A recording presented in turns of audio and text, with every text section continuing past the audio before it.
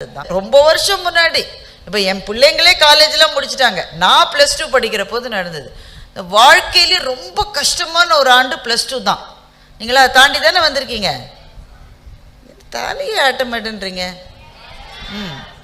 பொம்பளை பிள்ளைங்களா கொஞ்சம் தலையாடுது, ஆம்பளை பிள்ளைங்க அப்படியே இருக்கும். அப்புறம் அந்த ரேஞ்சில் இருக்கேன். அப்போ ஏன் ரொம்ப கஷ்டமான ஆண்டுனா எல்லாரும் நமக்கு அட்வைஸ் பண்ணிக்கிட்டே இருப்பாங்க. போகிறவங்க வர்றவங்க முதற்கொண்டு எல்லாம் அட்வைஸ் பண்ணுவாங்க. இந்த ஒரு வருஷத்தை மாத்திரம் கண்டு நீ கழிச்சிட்டேன்னா அதுக்கப்புறம் இனிமேல் லைஃப்பில் நீ கஷ்டப்படவே வேணாம். சொல்லியிருப்பாங்களே உங்களுக்கு எல்லா டீச்சர். தம்பி இங்கே நடுவில் யாராவது பேசுகிறீங்கன்னா தயவு செஞ்சு நீங்கள் if you want to go out you may please disturb பண்ணாதீங்க ஆடியன்ஸை. நடுவில் உங்களுக்குள்ளே பேசுறதுக்காக இல்லை இந்த அவை ப்ளீஸ். ஏன்னா இந்த அரங்கத்தினுடைய அமைப்பே நீள அமைப்பு, கொஞ்சம் கஷ்டம். நீங்கள் கோஆப்ரேட் பண்ணால் தான் நான் பேச முடியும். அதனால் அந்த ஒரு வருஷத்தில் அட்வைஸ் பண்ணிக்கிட்டே இருப்பாங்க. எல்லா டீச்சர்ஸ் அட்வைஸ் பண்ணால் பரவாயில்ல, அப்பா அம்மா அட்வைஸ் பண்ணால் பரவாயில்ல. திடீர்னு உறவுக்காரங்கெல்லாம் புறப்பட்டு வந்து அட்வைஸ் பண்ணுவாங்க. அப்பா திடீர்னு ஃபோன் கொடுத்து பேசு. யாருப்பா? பேசு, எங்கள் சித்தப்பா. உங்களுக்கு சித்தப்பா இருக்கிறது இது மட்டும் எனக்கு தெரியவே தெரியாது. பேசுமாங்க. எடுத்தா ஒரு தாத்தா, இந்த ஒரு வருஷம் நல்லா படிச்சிருமா, இனிமேல் வாழ்க்கையில் கஷ்டமே இருக்காது. இந்த மாதிரி எனக்கெல்லாம் எங்கள் வீட்டு கீரை வைக்கிற அம்மாலாம் அட்வைஸ் பண்ணியிருக்கோம். அதுக்கு படிக்க வாய்ப்புன்னு தான் நல்லா படிச்சிருக்கோம். அது என்கிட்ட சொல்லு, என்னவோ +2 ஆமே, அதுவா படிக்கிற, நீ நல்லா படிச்சிரு, இந்த ஒரு வருஷம் படித்தா அப்புறம் கஷ்டமே இல்லையா. பாவம் அவங்கெல்லாம் சொல்லுவாங்க. ஆனால் உண்மை என்னென்னா வாழ்க்கையில் எல்லா வருஷமுமே கஷ்டமான வருஷம்தான். +2 முடிச்சுட்டா அதுக்கப்புறம் ஒரு வானவில்லின் கீழ் சந்தோஷமாக சிரிச்சிக்கலாம் இருக்க முடியாது. எல்லா வருஷமும் அடி வாங்கணும், எல்லா வருஷமும் உதவாங்கணும். +2 படிக்கிற போது ரொம்ப அட்வைஸ் பண்ண நமக்கு ஒரு ரெபல்லியஸ் நேச்சர் வரும். சொல்கிறியா நீ, நான் படிக்க மாட்டேன் அப்படி ஒரு வரும். எனக்கு அந்த மாதிரி ஒரு கட்டத்தில் வந்து ரொம்ப படின்னு எல்லாரும் சொல்லவே நான் ரொம்ப சுத்தமாக படிக்கிறதே நிறுத்திட்டேன்.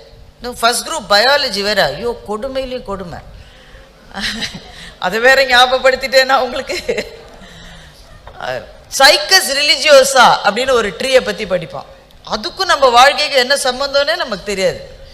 அதெல்லாம் நிறுத்திட்டேன். அப்புறம் ஒரு நாள் வீட்டில் ரொம்ப படின்னு சொன்னாங்களேன்னு நான் ஸ்கூலுக்கு போய் ஜாயின்ட் ஸ்டடி பண்ண போகிறேன்னு கிளம்பிட்டேன். அதாவது ஒருத்தர் படிக்காமல் உருப்படாமல் இருக்கணும்னு முடிவு பண்ணால் அவங்க செய்ய வேண்டிய ஒரே வேலை ஜாயின்ட் ஸ்டடி பண்ண வேண்டியது தான். நான் போய் ஜாயின்ட் ஸ்டடி ஸ்கூலில் பண்ணுறேன்னு ஃப்ரெண்ட்ஸை பார்க்க போயிட்டேன். என்ன விளையாட்டு தான் ஃப்ரெண்ட்ஸோட, ஏன்னோ டென்னிக்காயிட்டோ ஏதோ ஒன்று எடுத்து விளையாடிட்டு இருக்கோம். அப்போ எங்கள் ஸ்கூல் கிரவுண்டு ரொம்ப நீளமான கிரவுண்டு. அந்த கேட்லேருந்து எங்கள் அம்மா நடந்து வரதை நான் பார்த்துட்டேன். ஐயோ இங்கேயும் வந்துட்டாங்களா அட்வைஸ் பண்ண அப்படின்னு. எங்கள் அம்மா நல்ல வெயில். அப்போ ஏன்னா February மாதம் சென்னையில், உங்களுக்கு தெரியாத வேலூர் வெயில் தெரியாதா உங்களுக்கு? சென்னையில் அது மாதிரி தானே. நல்ல வெயிலில் நடந்து வராங்க. ஒரு கையில் டிஃபன் பாக்ஸ் இருக்குது, ஒரு கையில் கொடை வச்சுருக்காங்க. கொடையை ஆனால் விரிக்கலை, கொடையை மடித்து வச்சுட்டு நடந்து வராங்க வெயிலில். அங்கே வந்தோடனே என்னை திட்ட போகிறாங்க, என்ன விளையாடிட்டு இருக்க எல்லாம் சொல்லுவாங்க. ஒன்றும் சொல்லலை. என்னம்மா படிக்கிறேன்னு சொல்லி அவசரத்தில் டிஃபன் பாக்ஸை வச்சுட்டு வந்துட்டியே, சாப்பிட்டுட்டு படிமான்னு சொல்லி டிஃபன் பாக்ஸை கொடுத்துட்டு போயிட்டாங்க. 2 அடி நடந்து திரும்பி வந்துட்டு வரும்போது வெயிலாக இருந்தால் கொடையை விரிச்சிக்கிட்டு வான்னு கொடையை கொடுத்துட்டு திரும்ப நடந்து போயிட்டாங்க. அந்த நீள நடையை கிட்டத்தட்ட இவ்வளோ தூரம் இருக்கும். இந்த ஆடிட்டோரியமுடைய லென்த் இருக்கும் எங்கள் கிரவுண்டு. நான் பார்த்துக்கிட்டேன். என் வாழ்க்கையிலே நான் பார்த்த மிக நீண்ட நடை அந்த நடை தான். என்னன்னே எனக்கு தெரியல. வரும்போது ஏன் கொடையை விரிச்சிட்டு வரல, வெயிலாக தானே இருந்தது. எனக்கு கொடுத்துட்டு ஏன் வெயிலில் நடந்து போனாங்க. என் மனசில் ஏதோ சில எண்ணங்கள். இந்த அம்மாவுக்கு என்ன பதிலுக்கு செய்ய முடியும், என்ன செய்யலாம்? ஒரு பட்டுப்புடவை வாங்கி கொடுக்கலாம், எனக்கு வேலையெல்லாம் கிடச்சி நான் பெரிய ஆளானா. ஏதாவது ஒரு தங்கத்தில் ஒரு 2 சவரம், அது இப்போல்லாம் முடியாது, அன்றைக்கி நான் சொல்கிறது 35 வருஷம் முன்னாடி ஏதாவது வாங்கி கொடுக்கலாம். ஆனால் அதெல்லாம் போருமான்னு எனக்கு நான் யோசித்தேன். ஒன்றே ஒன்று தான் செய்யலாம். ஏதாவது தப்பி தவறி நான் கொஞ்சம் நல்ல மார்க் வாங்கினேன்னா அந்த கவலைகள் உழுத அந்த முகத்தில் ஒரு சின்ன சிரிப்பு வரும். அந்த சிரிப்பை எங்கள் அம்மாவுக்கு கொடுக்கலான்னு எனக்கு தோணுச்சு. அப்போ தான் நான் படிக்க ஆரம்பித்தேன். நான் February மாதம் படிக்க ஆரம்பித்து +2 எழுதி தான் எனக்கு அண்ணா யூனிவர்சிட்டியில் ஏசி காலேஜ் ஆஃப் இன்ஜினியரிங்கில் அட்மிஷன் கிடச்சிது. நான் 4 வருஷம் பிடெக் படித்தாங்க. 2 ஆண்டுகள் MBA முடித்து அப்புறமா தான் ஒரு மல்டிநேஷ்னல் பேங்க்கில் எனக்கு கேம்பஸ் பிளேஸ்மெண்ட்டில் வேலை கிடைச்சிது. இதுதான் என்னுடைய வாழ்க்கை வரலாற்றினுடைய மிகச் சுருக்கமான பகுதி. ஆனால் அந்த டேர்னிங் பாயிண்ட்ன்றது அன்னைக்கு எங்கள் அம்மா என்னை அட்வைஸ் பண்ணியிருந்தாலோ திட்டிருந்தாலோ ஒருவேளை அந்த டேர்னிங் பாயிண்ட் வந்திருக்காது. எதுவுமே சொல்லாம கொடையை கொடுத்துட்டு வெயில்ல நடந்து போன அந்த நடைக்கு பின்னால் இருந்த அன்பையும் தியாகத்தையும் இன்றைக்கு என்னுடைய அம்மா மறைந்து போய் 10 வருடங்கள் ஆன பிறகும் கூட என் நினைவிலிருந்து என்னால் நீக்கவே முடியவில்லை. That is the place of mothers in our lives. இந்த காலகட்டத்தில் ஒரு என்ஜினியரிங் கிராஜுவேட்டா வெளியில வர்றதுக்கு அது ஒரு சேலஞ்சுனோ அது ஒரு த்ரெட்டுனோ நான் நினைக்கல. I think it is a big opportunity. மற்றவர்களுக்கெல்லாம் இல்லாத ஒரு பெரிய ஆப்பர்ச்சுனிட்டி. அதுவும் இங்க சரிக்கு சரியாக மாணவிகளை பார்க்கிற போது ரொம்ப மகிழ்ச்சியா இருக்கு எனக்கு. நான் இன்ஜினியரிங் காலேஜில் முதல் நாள் நுழைஞ்ச போது அட்மிஷனுக்காக போனேன். எங்கள் அம்மா தான் கூட வந்தாங்க. கிண்டி இன்ஜினியரிங் காலேஜுக்கு பக்கத்தில் இருக்கு ஏசி காலேஜ் ஆஃப் டெக்னாலஜி, ரெண்டுமே அண்ணா யூனிவர்சிட்டி. அப்போல்லாம் அண்ணா யூனிவர்சிட்டியில் மொத்தமே 3 காலேஜ் தான் இருக்கும். It was really prestigious. அப்போ அதில் அட்மிஷன் கிடச்சி சந்தோஷமாக உள்ளே நுழைஞ்சு அங்கே கிளாஸுக்கு போகிற சமயத்தில் எங்கள் அம்மா என் கையை பிடிச்சாங்க. ஐயோ தப்பு பண்ணிட்டோன்னாங்க. அம்மா இப்போ போய் தப்பு பண்ணிட்டோன்றே, ஃபீஸ் எல்லாம் கட்டிட்டு வந்த அப்புறமா தப்பு பண்ணிட்டோன்னு என்ன பண்ணுறது, இதுதான் கிடைச்சது வந்தாச்சு, இப்போ என்ன தப்புன்னு. அதை சொல்லலடி, இது பாய்ஸ் காலேஜ் போல இருக்குன்னாங்க எங்கள் அம்மா. ஏன்னா கண்ணு கேட்டின தூரம் மட்டும் ஒரு பெண்ணு கூட அதை மட்டும் எங்கள் கண்ணில் படல. ஒரு லெக்சரர், ஒரு மாணவி, இந்த கூட்டுற ஆயாமா கூட கண்ணில் படல. மொத்தமும் it was the world of men. நான் இன்ஜினியரிங் காலேஜில் நுழைஞ்ச முதல் நாள் கிளாஸுக்குள்ளே போனால் திக்குன்னுச்சு. கெமிக்கல் இன்ஜினியரிங் கிளாஸ் ஆஃப் 88ல் மொத்தமாக 55 பசங்களும் நான் ஒரு மாணவியும் இருந்தோம். எனக்கு சந்தோஷப்படுறதா வருத்தப்படுறதான்னு தெரியல. அதுக்கப்புறமா செகண்ட் லிஸ்ட் வந்தப்புறம் இன்னும் 4 கேர்ள்ஸ் வந்தாங்க. So 5 girls and 55 boys. இதுதான் அன்னைக்கு இருந்த ப்ரொபோர்ஷன். இதுதான் எல்லாத்துலேயும் இருக்கும். கிட்டத்தட்ட கம்ப்யூட்டர் சயின்ஸ் ஈஸி தவிர பாக்கி எல்லாத்துலேயுமே இப்படி தான் இருக்கும். மெக்கானிக்கல் சிவில்லாம் பண்ணால் ஒரு மாணவி கண்ணில் படவே மாட்டாங்க. ஆனால் இன்றைக்கு எல்லா டிசிப்ளின்ஸ்லையும் மாணவர்களுக்கு சரி நிகர் சமானமாக மாணவிகளும் இருப்பது என்பது ஒரு பெரிய ஆப்பர்ச்சுனிட்டி.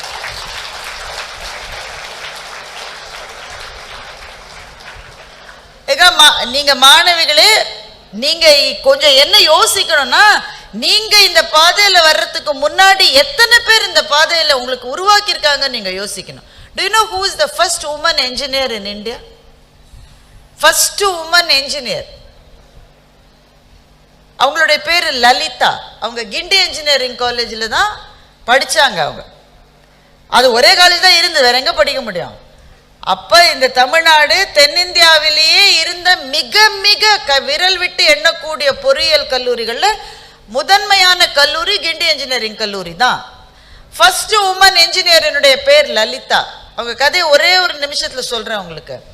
அவங்களுக்கு 12 வயசுல திருமணம் பண்ணியிருக்காங்க. ஏன்னா அவங்க என்ஜினியராகி கிட்டத்தட்ட 100 வருஷம் ஆகுது. 12 வயதுல திருமணம், உடனேயே விதவையா இருக்காங்க. ஏன்னா அந்த கல்யாணம் பண்ணி வச்ச அந்த பையன் இறந்துட்டான். 12-13 வயசுல விதவை. அந்த சொல்லே உங்களுக்கு இப்ப தெரியாது, அது தெரிந்த தலைமுறையே வேற. So life was really doomed. அவங்க அப்பா இன்ஜினியரிங் காலேஜில் ஒர்க் பண்ணிட்டு இருந்தாரு. ஒரு ஆஃபீஸில் இன்ஜினியரிங் காலேஜ் அலுவலகத்தில் ஒரு அலுவலர். அவர் பார்த்துருக்காரு, இவருக்கு நல்ல கணக்கு வருது, நல்ல அறிவியல் ஆர்வம் இருக்குன்னு சொல்லி அவளை அந்த ஸ்கூல் ஃபைனல் எக்ஸாமை எழுத வச்சு அந்த பொண்ணுக்கு இன்ஜினியரிங் காலேஜ் அட்மிஷன் வாங்கி கொடுத்துட்டாங்க. ஒரே ஒரு பொண்ணு அந்த கல்லூரி வளாகத்துக்கு நீங்கள் ஒருவேளை போயிருக்கலாம், கவுன்சிலிங்கோ இல்லை அட்லீஸ்ட் ஃபோட்டோலையாவது பார்த்துருப்பீங்க. அத்தனை பிரம்மாண்டமான 100 ஏக்கர் கொண்ட ஒரு கல்லூரி வளாகத்திலே ஒரே ஒரு பெண்ணு அவங்க தான். அதே மாதிரி தான் டாக்டர் முத்துலட்சுமி ரெட்டியை பற்றி நீங்கள் கேள்விப்பட்டிருப்பீங்க. அவங்க மெட்ராஸ் மெடிக்கல் காலேஜில் படிக்க போனப்போ மொத்த கல்லூரி வளாகத்தில் ஒரே பெண்ணு அவங்க தான். இப்படி போய் தான் பெண்கள் தங்களுக்கான பாதையை அமைத்து கொண்டார்கள். உண்மையில் அந்த பாதை அமைவதற்கு ஆண்களும் நிறைய உதவி செய்தார்கள். அதையும் நம்ம மறந்துடக்கூடாது. அப்படி ஆரம்பித்த பயணத்தில் தான் இன்னைக்கு நீங்க இவ்வளோ பெரிய ஆப்பர்ச்சுனிட்டியில் இருக்கீங்க. இப்போ உங்களுக்கு இருக்கிற பயம் ப்ராபப்ளி என்னன்னாக்க, ஒரு 10 வருஷம் முன்னாடி நான் இன்ஜினியர் ஆயிருக்கூடாதா? ஏன்னா அப்போதான் கோல்டன் பீரியட் ஆஃப் என்ஜினியர்ஸ். அப்படியே கொத்து கொத்தா ஒரு விப்ரோல இருந்தும், ஒரு டிசிஎஸ்ல இருந்தும், ஒரு சிடிஎஸ்ல இருந்தும் கொத்து கொத்தா அப்படியே ப்ரோக்ராமிங்காக அழைச்சிட்டு போயிடுவாங்க. அப்புறமா வாழ்க்கையில கோடு எழுதுறது தான் வேலை. நீங்க டீம் லீடர் ஆகிற மட்டும் எப்படி சேஃபா இருந்தது எல்லாருக்கும். அப்படின்னு அப்போல்லாம் வந்து ரெக்ரூட்மெண்ட் எப்படி பண்ணுவாங்கன்னா, சில சமயம் கன்ஃபியூஸ் ஆகி காலேஜ் வாசலில் ஐஸ்கிரீம் விற்கிற அம்மாக்கெல்லாம் ரெக்ரூட்மெண்ட் லெட்டர் கொடுத்துருவாங்க. அப்படி நீ உள்ள வந்துட்டா போகிறோம், உன்னை ஏதாவது ஒரு கம்பெனியில் கட்டாயமாக எடுத்துருவாங்க. அது ஒரு காலம். மாணவர்களே, அன்பான மாணவிகளே, அந்த காலம் முடிந்து கொண்டு வருகிறது. கேட்கறதுக்கு சில பேருக்கு அச்சமா இருக்கலாம், ஆனா அதுதான் உண்மை. You must face realities of life. AI வந்து நம்ம அத்தனை பேருடைய வேலைகளையும் தூக்கி சாப்பிட்டுடுன்னு சில பேர் நமக்கு பயம் காட்டிக்கிட்டே இருக்காங்க. சரி, நாங்கள் ஏஐயே படிச்சாக்க அது எங்களுக்கு உதவியா இருக்கும். சில பேர் ஆர்டிஃபிஷியல் இன்டெலிஜென்ஸை பத்தி படிச்சுட்டு இருக்கீங்க. But it is a big opportunity for us. எதனால ஆப்பர்ச்சுனிட்டினா, நல்ல வேளையா அமெரிக்காவுக்கு ட்ரம்ப் மாதிரியான ஒரு பிரசிடென்ட் நீங்க படிக்கிற போது வந்திருக்காரு. நல்ல வேளையா நான் சொல்றதை நினைச்சு நான் சரியா பேசலன்னு நினைக்காதீங்க. உண்மையிலே அது நமக்கு நல்ல வேலை.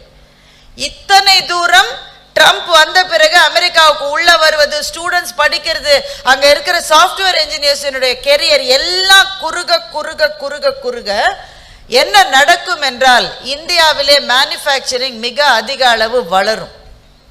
இதை தவிர்க்கவே முடியாது. உங்க எல்லாருக்குமே ஜிபியூனா என்னன்னு தெரியும். தெரியாதவங்க யாராவது இருக்கீங்களா? anyone who doesn't know what GPU is?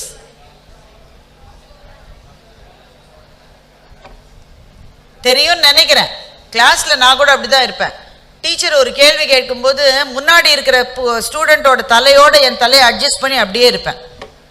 அப்பதான் நம்மளை பார்த்து கேட்க மாட்டாங்க. ஆனா டீச்சர்ஸ் ரொம்ப ஷ்ரூடு. நீ தான் 2வது வருஷம் 3வது பிள்ளை எந்திரிம்பாங்க. அது மாதிரி நான் இப்போ கேட்க மாட்டேன். But I trust you all know what a GPU is. இப்போ ஜிபியூவினுடைய மிகப்பெரிய மேனுஃபேக்சரிங் அமெரிக்காவினுடைய கையில தான் இருக்கு, சைனாவினுடைய கையில தான் இருக்கு. அவங்க அதை இந்தியாவுக்கு பெரிய அளவில் தர மாட்டேன்னு சொல்றாங்க.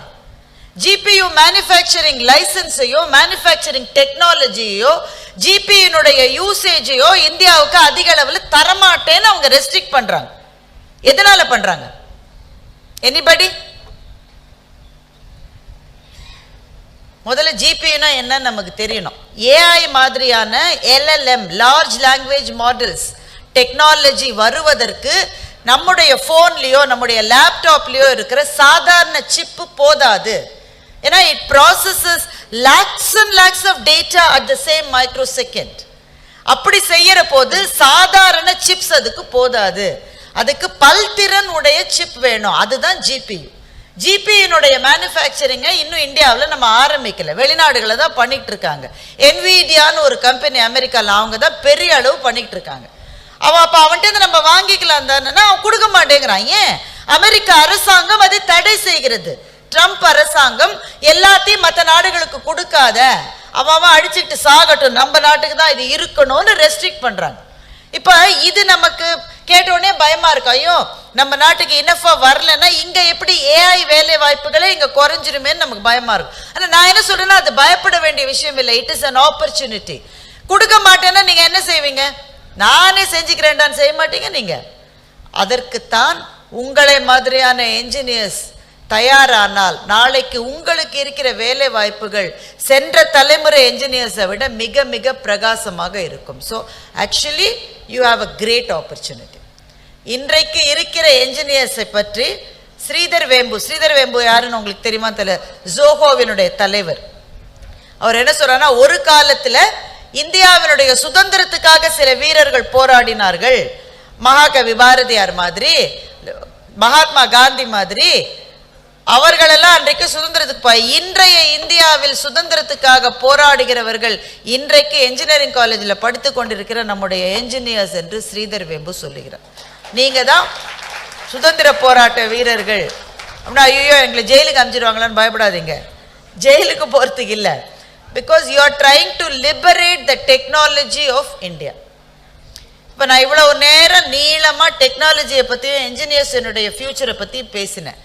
எதுக்காகனா, நீங்கள் எவ்வளோ தூரம் ஆர்வம் காட்டுறீங்கன்னு பார்க்கறதுக்காக. இந்த அவையிலே ஒரு 50 விழுக்காடு மாணவ மாணவிகளுக்காவது நான் என்ன சொன்னேன் என்பது முழுமையாக புரியவில்லை என்று எனக்கு தெரியும். அது தெரிஞ்சுட்டு தான் பேசினேன்.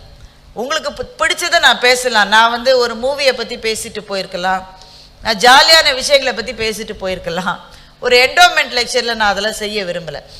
இப்போ நான் பேசுனது ஒருவேளை உங்களுக்கு புரிஞ்சிருந்ததுன்னா சரி, இதில் ஒரு ஆப்பர்ச்சுனிட்டி இருக்குன்னு அந்த மேடம் சொன்னாங்களே, அப்ப நாளைக்கு என்னுடைய வேலைக்காக இங்க பிளேஸ்மெண்ட்டுக்கு வர யாரோ ஒருத்தரை மாத்திரமே நம்பிட்டு இருக்காம இந்த ஏஐ என்ற துறையிலே அல்லது இந்த ஜிபியு மாதிரியான சிப் அந்த மாதிரியான துறைகள்ல வேற ஏதாவது துறையில ஆப்பர்ச்சுனிட்டிஸ் இருக்கான்னு தேடி பார்க்கலான்னு உங்களை யாராவது ஒரு 10 மாணவர்களோ மாணவிகளோ முயற்சி செய்தால் கூட இந்த என்டோமெண்ட் லெக்சருக்கான பலன் அதுதான் என்று நான் நினைக்கின்றேன். இப்போ நான் பேசுறது புரியாம ஒருவேளை எஸ்பெஷலி ஃபர்ஸ்ட் இயர் ஸ்டூடெண்ட்ஸ் ஒருவேளை இருக்கலாம், ஐயோ என்ன சொன்னாங்கன்னே புரியல. அது புரியலன்னா ஆமா இதெல்லாம் தெரிஞ்சுக்கிட்டு அப்படி பாதி பேர் இருப்பாங்க. அவங்கள பற்றி நமக்கு கவலை இல்லை. ஒரு 2-3 பேருக்காவது என்னவோ சொன்னாங்க அது என்னன்னே புரியல, சரி போய் படிச்சு பார்க்கலாமா, ஜிபியூனா என்னன்னு பார்க்கலாமா, ஸ்ரீதர் வேம்பு என்ன சொல்லியிருக்காருன்னு பார்க்கலாமா, ஏன் ட்ரம்ப் இங்க ஜிபியூ மேனுஃபேக்சரிங் லைசன்ஸை இந்தியாவுக்கு கொடுக்கறதுக்கு என்விடியாவுக்கு தடை விதிக்கிறார், இப்படின்னு நீங்க தேடி படிக்க ஆரம்பிச்சீங்கன்னா லெட் மீ டெல் யூ, நாளைக்கு நீங்க பிளேஸ்மெண்ட் இன்டர்வியூஸ்க்கு போற போது நீங்கள் புத்தகத்திலிருந்து படித்த தியரம்களை விட உங்கள் உலகத்தில் என்ன நடக்கிறது என்று தெரிந்து கொள்ளுகிற உங்களினுடைய அறிவுக்குத்தான் அங்கே முதல் மரியாதை இருக்கும். தயவு செஞ்சு அதை புரிஞ்சுக்குங்க. இன்டர்வியூ பண்ணுகிற யாராவது ஒருத்தட்ட நான் இந்த மாதிரி ஸ்பெஷலைஸ் ஃபீல்ட்ஸ்ல போகணும்னு ஆர்வமா இருக்கேன்னு நீங்க சொன்னீங்கன்னா your chances of getting placed is much better. இப்போ பிளேஸ்மெண்ட்டை பற்றி எனக்கு கவலை இல்லை, என்னுடைய அரியர்ஸை பற்றி எனக்கு அந்த மாதிரி சில பேர் இருந்தால் அவங்கள பற்றி நாமும் ரொம்ப பெருசாக கவலைப்பட தேவையில்லை. எதிர்காலத்தை பற்றி பயம் இருக்கிற மாணவ மாணவிகளுக்காக நான் பேசிக்கொண்டிருக்கிறேன். நான் எதுக்காக இவ்வளோ பேசுகிறேன்னு தெரியுமா? வெந்ததை தின்று விதி வந்தால் மாழ்வோம் என்று மாழ்வதற்கான வாழ்க்கை இல்லை. இது ஏதாவது செஞ்சு செஞ்சு காட்டணும்ல இந்த வாழ்க்கையில். 4 வருஷம் இங்கே படிக்கிறீங்க. நான் எங்க நிறுவனத்துக்காக சார் ஐ இன்டர்வியூ ஸ்டூடெண்ட்ஸ். இப்போ நான் செய்யறது இல்லை, பட் நான் பேங்க்ல இருந்த போது டெக்னாலஜி டிவிஷனுக்காக வி இன்டர்வியூ ஸ்டூடெண்ட்ஸ். அவங்க ஃப்ரெஷர்ஸை தான் எடுப்போம், அதுக்கு அவங்க தான் நல்லா வேலை செய்வாங்கன்னு சொல்லி ஃப்ரெஷர்ஸை எடுப்போம். வருவாங்க, ரொம்ப சிம்பிளான கேள்வி தான் கேட்போம், ஏன்னா அவங்க பயந்துடக்கூடாதுன்றதுக்காக. பெர்னாலிஸ் தியரம் சொல்லுங்க, அப்படிதான் ஆரம்பிப்போம். இது தெரியாத ஒரு என்ஜினியரிங் ஸ்டூடெண்ட் இருக்கவே முடியாது.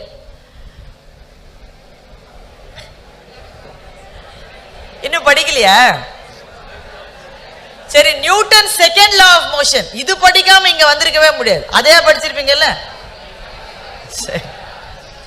So we start with very simple questions. ஒரு பொண்ணு வருவாங்க, அவங்க மார்க் ஷீட்டை பார்ப்போம், நல்ல மார்க் வாங்கியிருக்கோம், 78%, 79% வாங்கியிருப்பாங்க. Please take your seat, introduce yourself. இந்த இன்ட்ரடியூஸ் யுவர் செல்ஃப் சொன்னோன்னா அதை பல தடவை மனப்பாடம் பண்ணி சொல்லி சொல்லி சொல்லி அப்படியே டக்கு டக்கு டக்கு டக்கு டக்கு டக்கு டக்குன்னு சொல்லு. நடுவில் நிறுத்திட்டீங்கன்னா விட்டுரும். நடுவில் நிறுத்தி மட்டும் செஞ்சிட்டீங்கன்னா திரும்ப ஃபர்ஸ்ட்லேருந்து ஆரம்பிச்சாதான் வரும். விட்ட இடத்துலேருந்து by the way where did I leave, okay அப்படி சொல்ல தெரியாது. திரும்ப ஃபர்ஸ்ட்லேருந்து மை நேம் இஸ் விமலா அப்படின்னா தான் வரும். அதனால் நடுவில் இன்டர்ஃபியரே பண்ண மாட்டோம். அதெல்லாம் சொல்லி முடிச்சுட்டு சொல்லும் போதே கையெல்லாம் கொஞ்சம் நடுங்கும். ஓகே விமலா, இங்கே யாராவது விமலா இருந்தால் விட்டுருங்க, சும்மா ஒரு பேருக்காக நான் சொல்கிறேன். Okay Vimala, what is Bernoulli's law? அதை சொல்கிறதுக்கே கஷ்டப்படும். What is the application for Bernoulli's theorem? Where is it applied?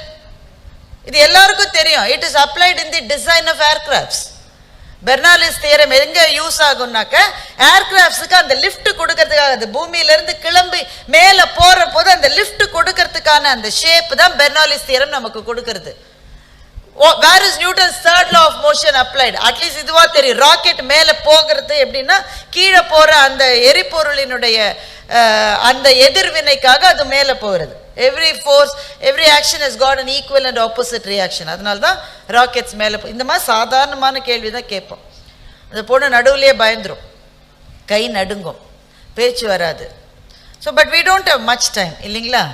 நாங்கள் உடனே சொல்ல, சரிம்மா நீ கொஞ்சம் போய் வெளியில் இரு, ரிலாக்ஸ் பண்ணிக்கோ, வில் கால் யூ பேக். அந்த பொண்ணு வெளில போயிடும். வெளில போச்சே அது கையை குத்திக்கிட்ட, ஐயோ நல்லா தெரிஞ்ச கேள்வி, நான் சொல்லலடி, நல்லா தெரிஞ்சு சொல்லிக்கிட்டே போகும். அப்புறம் எங்கேருந்தாவது ஜாம்ஷெட்பூர்லேருந்து எங்கேருந்தோ ஒரு மாணவன் வந்திருப்பான். அவன் வர்ற தோரணையே வேற மாதிரி இருக்கும். What is Bernoulli's theorem? Actually, I just forgot that. But you know, my entire project was based on that. In a project பத்தி பேச ஆரம்பிச்சிரும். See, the success depends on how you navigate the conversation. உங்களுக்கு தெரியாத விஷயம் கேட்டா தெரிஞ்ச விஷயத்துக்கு மாத்திரணும். அது பேட்டை வந்து பால் வந்து கஷ்டமான பால் வந்தா வேற ஒரு திசையில திருப்பி விடுற மாதிரி தான். இந்த கேள்விக்கு எனக்கு பதில் தெரியாது அப்படி சொல்லுவதல்ல இன்டர்வியூ. எனக்கு பதில் தெரியாது, but you know what, something related I can talk அபவுட்னா கேள்வி கேட்கிறவர்கள் அதை விட இதை சொல்ல மாட்டாங்க. என்ன உன் ப்ராஜெக்டை பற்றி சொல்லு, ப்ராஜெக்டை பற்றி நல்லா சொன்னான். கடைசியில் இன்டர்வியூலாம் முடிஞ்சு போகிறபோது just because I forgot, can you tell me Bernoulli's தியரம்னு அவன் என்ன கேட்டான். நான் பெர்னாலிஸ் தியரம்னு சொல்லிட்டு இருக்கேன். அப்புறம் தான் எனக்கு தோணுச்சு, இரு நீ கேட்டு இல்லை அவன் பதில் சொன்னான், இப்போ அவன் கேட்டு நீ பதில் சொல்லிட்டு இருக்கேன்னு எனக்கே தோணுது. ஆனால் மாணவர்களே மாணவிகளே, எங்கள் நிறுவனம் என்ன முடிவு செய்கிறது என்றால், நல்ல மார்க் வாங்கினா அந்த பெண்ணை விட எதையும் சமாளிக்கக்கூடிய இந்த பையனை தேர்ந்தெடு என்று எங்கள் நிறுவனம் சொல்லுகிறது. So is it fair? இது நியாயமா என்றால் நியாயம் இல்லை. அந்த பொண்ணு தான் நல்லா படிச்சு மார்க் வாங்கியிருக்கு. இது நியாயமான நியாயம் இல்லை. ஆனால் குழந்தைகளே, நியாயம் இல்லாத ஒரு உலகத்தில் தான் நீங்கள் இனிமேல் வாழப் போகிறீர்கள். உங்களை சுற்றி இருக்கிற உலகம் எல்லா நேரத்திலும் திறமைக்கும் அறிவுக்கும் மாத்திரமே மரியாதை கொடுக்கிற உலகமாக இருக்காது. அப்ப என்ன செய்யணும்? திறமையையும் அறிவையும் வளர்த்து கொள்ளுகிற அதே நேரத்தில் எதையும் சமாளிக்கிற திறனையும் வளர்த்து கொள்ளுவதற்காகத்தான் இந்த 4 வருடங்களில் உங்களை கிளாஸ் ரூம்ல மாத்திரமே போட்டு வைக்காம உங்களை ஏன் ப்ராஜெக்ட்ஸுக்கு போக சொல்றாங்க, ஏன் நீங்க அந்த இதுக்கு போங்க, இதுக்கு போங்க, இந்த கான்டெஸ்ட்டுக்கு போங்க, அந்த கான்டெஸ்ட்டுக்கு போங்க ஏன் சொல்றாங்கன்னாக்க, 4 மாணவர்களோடு மாணவிகளோடு வெளி உலகத்தோடு பழகுகிற போதுதான் எதையும் சமாளிக்கிற திறமை உங்களுக்கு வரும். நீங்கள் வீட்டிலே இருந்து ஸ்கூல்லே இருந்து காலேஜில் இருந்தால் எங்கள் புள்ளன்னு உங்களை கொஞ்சி ப்ரொடெக்ட் பண்ணி வெளியுலகத்துக்கு வருகிற போது வருகிற முதல் அடியிலேயே விழுந்து விடுகிறீர்கள். அதனால் நான் உங்களிடம் என்ன கேட்டுக்கொள்கிறேன் என்றால், இந்த 4 வருஷத்தில் செமஸ்டர்லாம் கிளியர் பண்ணிவிடுங்க. அதை பற்றிலாம் எனக்கு எந்த டவுட்டும் கிடையாது. அது அரியர் இருந்தாலும் சேர்த்து வச்சு பண்ணிடுவீங்க. அது மேட்ரே கிடையாது. இந்த 4 வருஷத்துல எது மேட்டர் என்றால், அடுத்து போகிற உலகத்தில் நீங்கள் வாழ வேண்டிய வாழ்க்கையை பற்றி ஒவ்வொரு நிமிடமும் இப்போது நினைக்க வேண்டும். That is what I call is purpose. நம்ம பிறந்ததற்கும் நம்ம வாழறதுக்கும் ஏதாவது ஒரு பர்பஸ் இல்லாமலேயே போவது அல்ல மாணவர்களினுடைய வாழ்க்கை. சென்னையில் 2 பெரிய கல்லூரி இருக்கு, 2மே பாய்ஸ் காலேஜ். இந்த பேரை நான் சொல்லலை, ஏன்னா வீடியோலாம் எடுத்துட்டு இருக்காங்க. ஆனால் நான் சொல்லாமலே உங்களுக்கு தெரியும், இந்த 2 கல்லூரியிலையும் பயங்கரமா பிரச்சனை வரும். அதுவும் ஃபர்ஸ்ட் இயர் ஸ்டூடெண்ட்ஸுக்கு தான் வரும். எப்படிலாம் பிரச்சனை வரும்னா, ரூட் பிரச்சனை வரும். இந்த 2 காலேஜுக்கும் ஒரே பஸ் தான் போகும். இந்த ரூட் தலை யாரு அப்படின்னு பயங்கர பிரச்சனை. அதுல சிலிப்பிட்டு திரிவாங்க பாருங்க, பட்டாக்கத்திலாம் வச்சுட்டு வருவான்.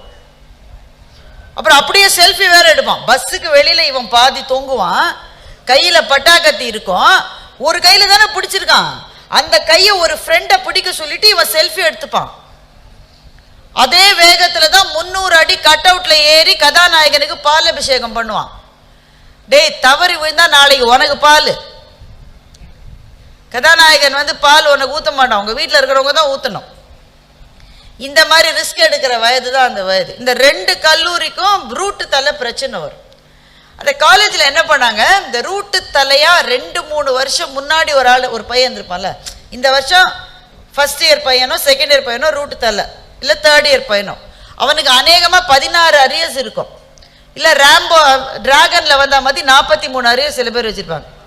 48 இது மட்டும் கரெக்டாக தெரியும். பெர்னாலிஸ் தியரம் விட தெரியாது. டிராகன்ல எவ்வளோ அரியர்னா தெரியும். ஆனா எல்லாத்தையும் அவன் பாஸ் பண்ணிட்டான். இந்த சினிமால வந்தது. உண்மையில அந்த இயக்குனரை கூப்பிட்டு நான் பாராட்டினேன். ஏனென்றால் கல்வி முக்கியம் என்று சொன்ன ஒரே சினிமா அந்த சினிமா தான்.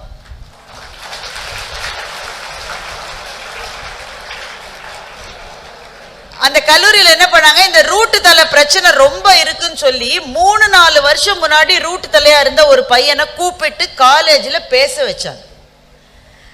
அந்த பையன் 4 வருஷத்துல எப்படி மாறினான்றத அந்த பிரின்சிபலே சொன்னார். 4 வருஷம் தான்.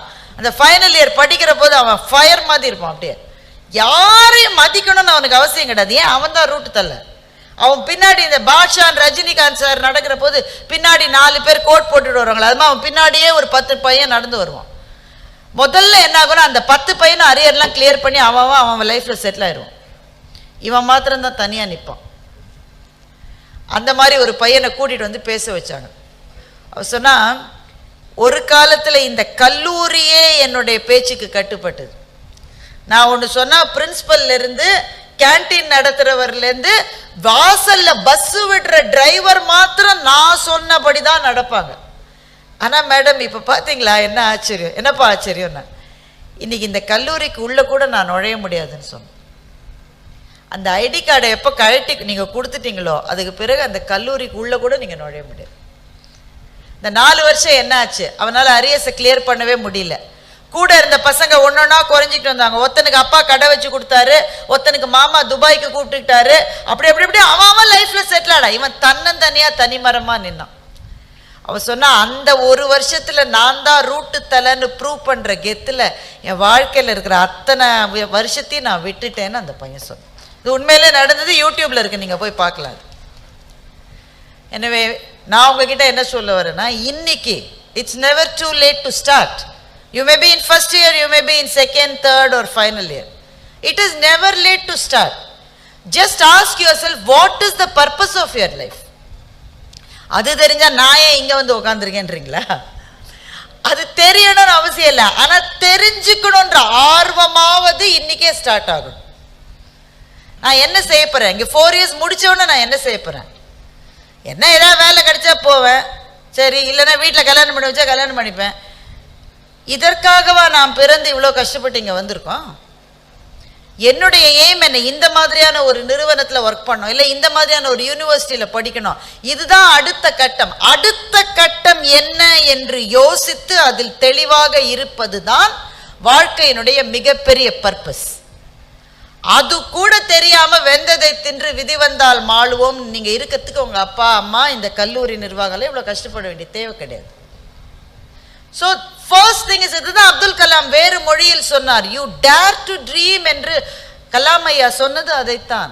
just dare to dream. என்னால அதெல்லாம் முடியவே முடியாதுன்னு நினைக்காதீங்க. நீங்க போக வேண்டிய இடத்தை கனவு கண்டால் அந்த இடத்துக்கு போவதற்கான பாதைகள் தானே அமையும். ஆனா கனவு காணுகிற துணிச்சல் உங்களிடம் இருக்கிறதா? அந்த துணிச்சல் தான் முக்கியம். ஆண்களுக்கும் முக்கியம், பெண்களுக்கும் முக்கியம். நான் பார்த்து அப்படி கனவு கண்ட ஒரு பெண்ணை பத்தி சொல்றேன். நான் பெண்ணை பத்தி சொல்றதுனால மாணவிகளுக்கு மாத்திரம் இல்லை, இது மாணவர்களுக்கும் சேர்த்து தான்.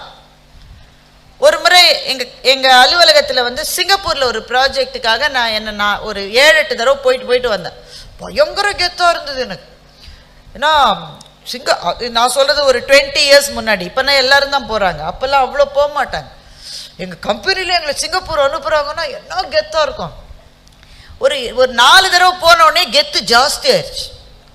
நான் உட்காந்துருக்கேன். அப்போ சிங்கப்பூர் ஏர்லைன்ஸோ ஏர் இண்டியா நினைவில் உட்காந்துருக்கேன்.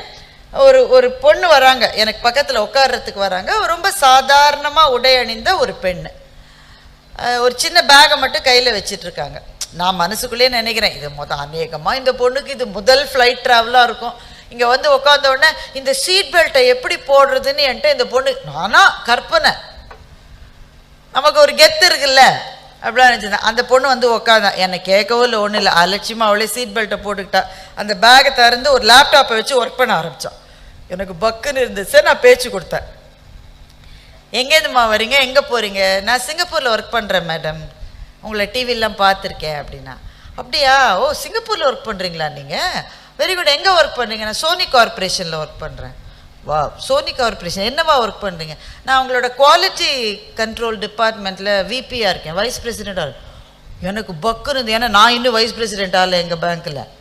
அது இல்லாமல் தான் நான் இவ்வளோ கெத்தாக பேசிக்கிட்டு இருக்கேன். And she was much younger than me, பார்த்தாலே தெரியுது நமக்கு.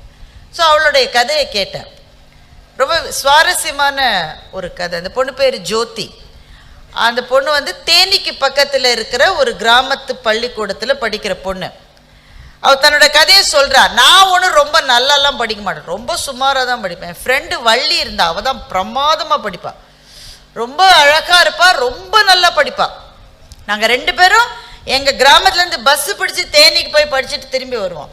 நாங்கள் போகிற பஸ்ஸில் ஒவ்வொரு நாளும் ஒரு செட் ஆஃப் பாய்ஸ், அவங்க ஸ்கூலுக்கும் போல படிக்கவும் இல்லை, சும்மா திமிர் பிடிச்ச பசங்க ஒரு 4 பேர் எங்கள் வள்ளியை கிண்டல் பண்ணிக்கிட்டே இருப்பாங்க. வள்ளி பொறுத்து பார்த்தா ஒரு நாள் ஊரில் போய் பெரிய மனுஷங்கள்லாம் இருப்பாங்கல்ல, பஞ்சாயத்துக்கார மாதிரி இருப்பாங்க, அவங்கள்ட்ட போய் சொன்னான் தினம் பஸ்ஸில் தொந்தரவு பண்ணுறாங்கன்னு சொல்லி. அப்படின்னா அந்த பஞ்சாயத்துக்காரங்களாம் சொல்லிட்டாங்களா, நீ பொம்பளை பிள்ளையா அடக்கமாக இருந்தால் அவன் இது பண்ணுறான்னு கேட்டுட்டாங்களாம். ஸோ மாணவர்களை, உங்கள் வகுப்பில் மாணவிகள் படிக்கிறாங்க, அவங்களுக்கு இந்த மாதிரி ஒரு பிரச்சனை வந்தால் நீங்கள் என்ன சொல்லுவீங்க? நீங்கள் அந்த மாதிரி பிரச்சனைகளை கொடுக்க மாட்டீங்கன்னு எனக்கு தெரியும். நல்ல நல்ல மாணவர்கள் நீங்கள். இன்றைக்கு இருக்கிற மாணவிகளுக்கு எவ்வளவோ அவென்யூஸ் இருக்கு. ஆனால் நான் சொல்றது ரொம்ப வருஷம் முன்னாடி என்ன செய்யறதுன்னு அவங்களுக்கு தெரியாது. இப்பவும் கூட உங்களில் பல பேருக்கு இந்த மாதிரி ஒரு சிச்சுவேஷன் வந்தால் என்ன செய்யணும்னு தெரியாது. முதல்ல வீட்டில் போய் சொல்லணும்னு உங்களுக்கு தெரியாது. ஆனால் அட்லீஸ்ட் கல்லூரிகளில் இதை பற்றி பேசுவதற்கான வாய்ப்புகளை இன்றைய கல்லூரிகள் கொடுக்கின்றன. அன்னைக்கு அதுவும் கிடையாது. ஸோ ஜோதி சொன்னா, அன்னைக்கு நைட்டு வள்ளி தற்கொலை பண்ணிக்கிட்டான்னு சொன்னான். அதை கேட்டுக்கிட்டு இருந்தப்போவே எனக்கு அது தூக்கி வாரி போடுது. ஐயோ அப்படின்னு. ஆமாம், ஏன்னா சாதாரணமாகவே பஸ்ஸில் வந்தால் கலாட பண்ணுவாங்க, நீ பொம்பளை பிள்ளையா அடக்கமாக இருந்தால் அவன் ஏன் அப்படி செய்யறான் அப்படின்னு ஊர் பெரியவங்க சொல்லிட்டா அடுத்த நாள் அவள் பஸ்ஸில் எப்படி வருவா அவ? அதனால அன்னைக்கு நைட்டு தற்கொலை பண்ணிக்கிட்டா. நான் உடனே பதட்டம் தாங்காம, ஐயோ அப்புறம் என்ன ஆச்சு? அவ சொன்னா, அப்புறம் என்ன ஆச்சு, ஸ்கூல்ல எங்க ஹெச்எம் மயக்கம் போட்டு விழுந்தாங்க, ஸ்கூல்ல எல்லாரும் அழுதாங்க, ஸ்கூலே கதறி அழுதுது. ஐயோ நீ ரொம்ப அழுதுட்டியாமான்னு. நான் அழலை மேடம்னு ஜோதி சொன்னான். அழலியா? கொஞ்சம் கூட அழலை. என்னம்மா இது, நமக்கு தெரியாதவங்க யாராவது இப்படி ஆனாலும் நமக்கு அழுக வரும். உன் கூடவே போயிட்டு வந்த ஃப்ரெண்டு, உயிருக்குயிரான தோழி, அவ தற்கொலை பண்ணிட்டு இருக்கா, உனக்கு அழுக வரலையா? சுத்தமா எனக்கு அழுக வரல. சரி என்ன பண்ண நீ? அப்போ எனக்கு அவ பண்ணது சரின்னு தோணலை மேடம், அதான் நான் அழலை. அப்படியா? ஏன் சரியில்லை மேடம்? ஒருத்தன் நம்மளை சேலஞ்ச் பண்ணிட்டான்னா அவன் கண்ணு முன்னாடி நம்ம வாழ்ந்து காட்டணும் மேடம், அதுதான் வெற்றி.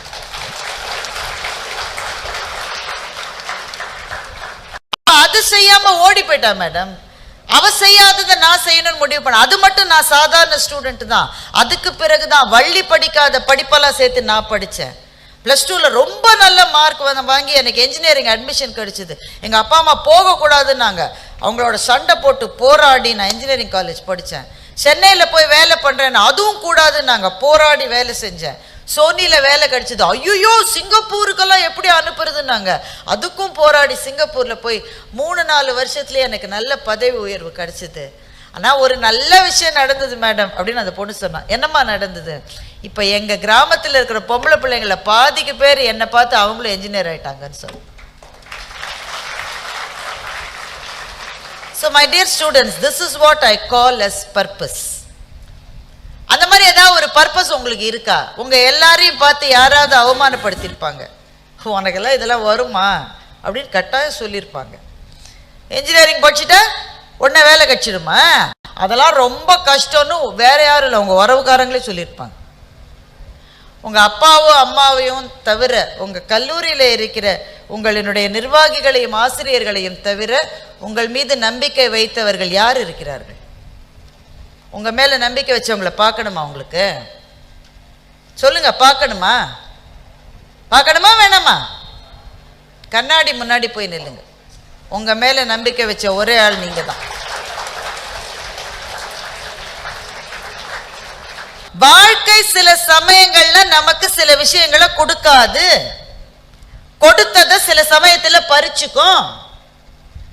எது வந்தாலும் இதற்கு பிறகு எனக்கு என்ன இருக்கு? எதுவுமே இல்லை. உயிர் இருக்குல்ல, எனக்கு என்னுடைய மனம் இருக்குல்ல, அந்த மனத்துல ஒரு எண்ணம் இருக்குல்ல, நான் சாதிச்சு காட்டுவேன்ற வெறி இருக்குல்ல, அது ஒன்று இருக்கிறவர்கள் அதை வைத்துக்கொண்டே உலகத்தின் எந்த உச்சியையும் தொட முடியும் நண்பர்கள். இதைத்தான் உங்களை பார்த்து சொல்லணும்னு நினைக்கிறேன். இதில் நிறைய டிஸ்ட்ராக்ஷன் வரும், ஏன்னா உங்கள் வயசு அப்படி. நல்ல ஃபோன் எல்லாரும் வச்சுருப்பீங்க, வேறு வழி இல்லை. தேவையில்லாத நட்புகள் வரும், ஆண்களுக்கும் வரும் பெண்களுக்கும் வரும். இதெல்லாம் ஒரு டிஸ்ட்ராக்ஷன் இந்த வயசில் வரும். தேவையில்லாமல் எவனா ஒருத்த சொல்லுவான் யூ ஆர் வெரி பியூட்டிஃபுல், அதுலேயே ஸ்பெல்லிங் மிஸ்டேக் இருக்கும். முதல்ல ஸ்பெல்லிங்கை படிடா நான் ஏன் சொல்கிறதுக்கு பதிலாக இந்த பொண்ணு ரிப்ளை பண்ணிச்சின்னு வைங்க. That is the beginning of a fall. அதுதான் ஒரு வீழ்ச்சியினுடைய முதல் அடி. ஆனால் அது வீழ்ச்சின்னு அப்போ தெரியாது சில சமயத்தில். ஸோ ஒன்றும் கவலைப்படாதீங்க, இந்த தவறுகளை எல்லா தலைமுறையினரும் எல்லா காலத்திலையும் செஞ்சுருக்காங்க. என்ன ரொம்ப போயிட்டீங்கன்னா திரும்பி வர முடியாது. ஜெயிலர் படத்தில் ரஜினி சொல்லுவார்ல, ரொம்ப தூரம் போயிட்டேன் இனிமே திரும்பி வர முடியாதுன்னு. திரும்பி வர முடியாத அளவு போயிடாதீங்க. தெரியாம கால் வச்சுட்டா ஒரு பின்னாடி இழுத்துக்கலாம். முதல்ல கல்லூரியில் இதுக்காக கவுன்சிலர்ஸ் இருப்பாங்கன்னு நினைக்கிறேன். ஏதாவது பிரச்சனை இருந்தால் அவங்கள்ட்ட பேசுங்க. யாராவது ஒத்துட்டு பேசுங்க, ஒத்தட்டியுமே பேசாம உள்ளே வச்சுக்காதீங்க. ஒன்னே ஒன்று நினைவு வச்சுக்கோங்க, எந்த தடை வந்தாலும் அதை தாண்டி என்னால் போக முடியும் என்ற உறுதி இருப்பவர்கள் ஜெயிக்கிறார். இதேதான் மாணவர்களுக்கு சொல்றேன். You may fall in love and it may be denied. அதுதான் உலகத்திலே ரொம்ப பெரிய விஷயம் நினைக்காங்க. அந்த பொண்ணுக்கு அதிர்ஷ்டம் இல்லடா மச்சான்னு சொல்லிட்டு ஜாலியா இருங்க, அவ்வளவுதான். இது ஒன்றும் அவ்வளோ பெரிய விஷயம் கிடையாது. ஒன்று நினைவு வச்சுக்கோங்க ஸ்டூடெண்ட்ஸ், வாழ்க்கையில் எது போனாலும் திரும்பி வரும். ஒரு பஸ் போனால் இன்னொரு பஸ் வரும், ஒரு காதல் போனால் இன்னொரு காதல் கட்டாயம் வரும். எது திரும்பி வராதுன்னா இந்த 4 வருஷம் வாழ்க்கையில் திரும்பி வரவே வராது.